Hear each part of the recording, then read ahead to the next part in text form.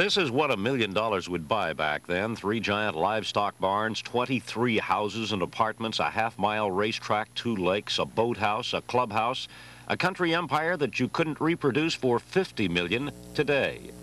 Robert A. Long, who built this San Simeon of the Midwest, started his career as an ex-Kentucky farm boy with $500 in his pocket in Columbus, Kansas.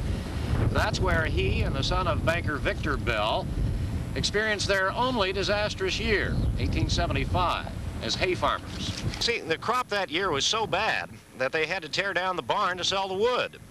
And as it turned out, it sold so well that they immediately built a lumber yard in town, and soon a string of lumber yards, tracing the route of the new railroad across Oklahoma. Then sawmills and timberland, the Long Bell Lumber Company. To give you an idea of how incredibly successful he was, this was only his summer home, the farm as he called it. But by today's standards, it was nothing less than an independent community. From this lake, he developed a water system for most of the 62 buildings. He supplied Longview Farm with its own independent underground electrical system as well, and its own phone system, complete with a central operator. He even built a nursery to supply the elaborate floral touches and vegetables required by a community of 1,700 acres. He later turned it into a commercial nursery, but none of the operations here really increased his fortune. He built it as a showplace, and even today, when inflation makes even the once colorful flower garden an obsolete extravagance, it is just that.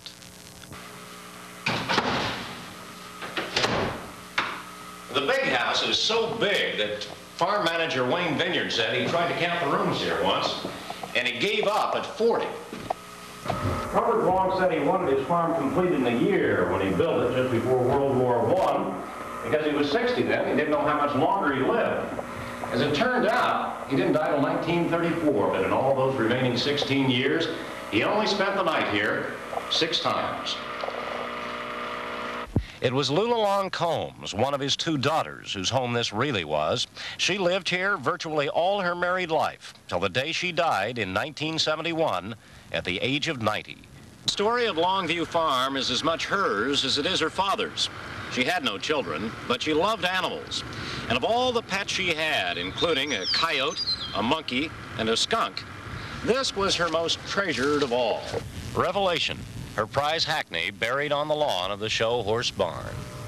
His portrait takes its place in the tack room alongside the paintings of her other hackneys, whose trophies and ribbons span 60 years and 2 continents.